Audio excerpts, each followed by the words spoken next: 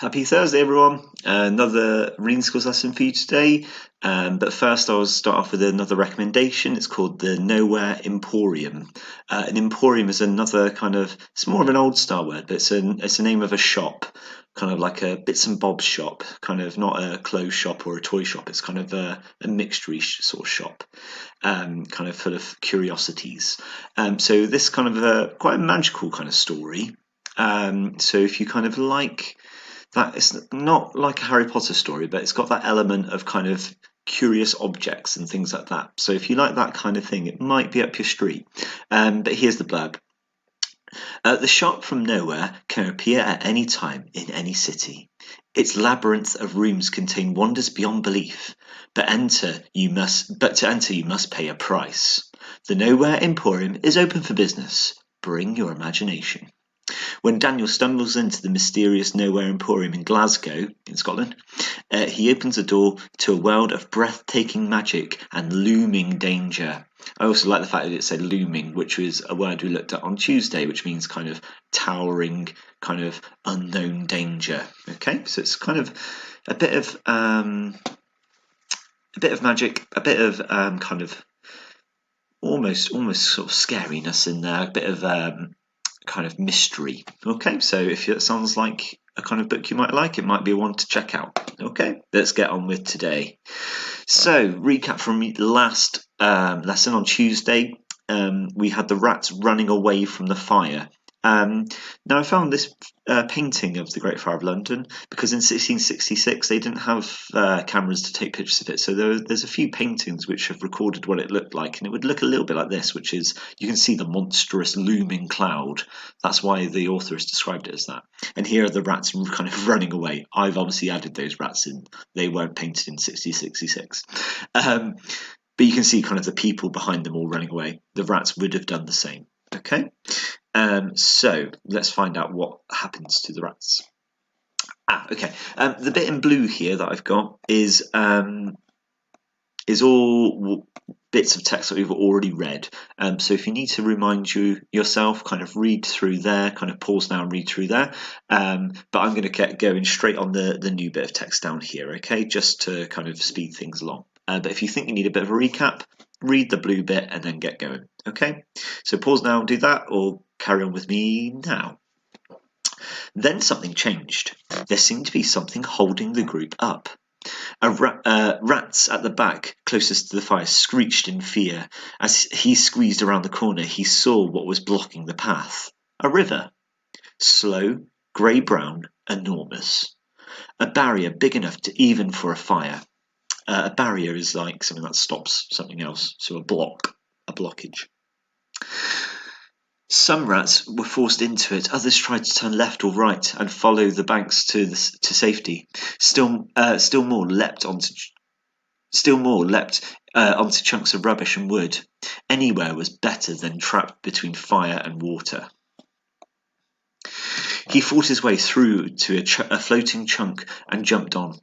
Others followed, but this was his escape, not theirs. Okay, so we still know they're not friends. He's kind of animals in that kind of circumstance. They don't work together, do they?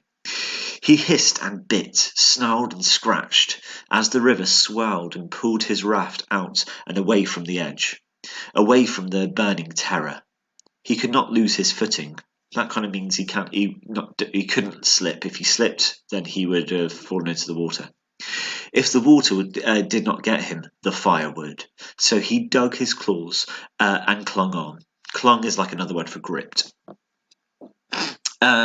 Sparks floated down and hissed as he hit the water.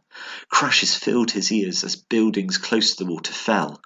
Then he was away. That kind of means like he's safe. He's been carried far enough away now. Carried into the middle of the river, the current carried him downstream. Remember, the current is like the flow of the river downstream. And obviously, that's where the river flows. It goes downstream. It doesn't go upstream. The world in front of him was consumed with fire, kind of eaten by fire. If you consume something, if you take it on board, but the world he was heading was untouched, so he was heading to safety. His belly growled. Kind of, it's the thing. Does that mean that that he's angry? No, it means he's hungry. His belly is growling because he's now safe. He's worrying now about food because that's his number one, was to get away from the flames. Now he's got away. His belly's growling. He would not have to struggle to find food when he reached the other side, where humans fled to. Okay, so where there's humans, there's food. Food could be found.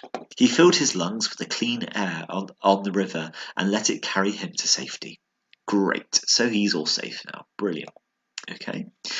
Today is a bit of summarising and explaining, so I'd like you, there's not too many questions, but it's a bit of writing to do today. I'd like you to copy out these sentences with these words in the right places. Now, I would suggest to do that, kind of work out which bit goes where first and then write it, because there's a couple that could fit in one box, but you need all of them in the right boxes to make sense.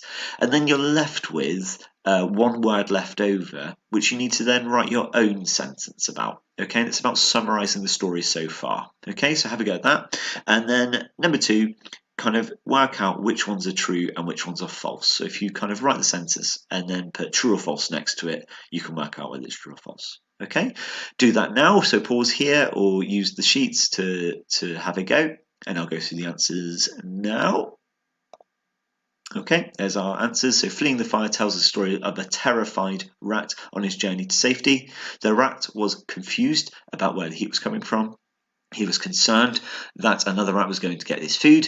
The rats were being forced towards the river. And then an example of using the word scrambled, which is another kind of good synonym for kind of running or scampering or scuttling. Kind of, it's a good word to kind of gain to safety. The rats scrambled to safety on a floating piece of wood. That's what we've just read today. Okay, and then scraps sometimes fell from cooking land around the chimney. True, that was in our first part of the text. Someone else was hungry. He would have to share his food. Nope, he doesn't want to share at all. These rats are quite selfish, aren't they, in the story? The falling clump landed on his head, cracking his skull with pain. No, that's not true. It landed near his head. The river, a barrier big enough to even for a fire. That's true, and that's true in real life. It did kind of obviously the fire didn't jump into the river and burn the river. That didn't happen. Okay, so it was a barrier, a natural barrier. The rat would not have to struggle to find food where he was going. True, because he was going to where humans were, and where there are humans, there is food. Okay, so tick and fix your answers if you need to, and come back tomorrow for our last instalment of Fleeing the Fire. Bye, guys.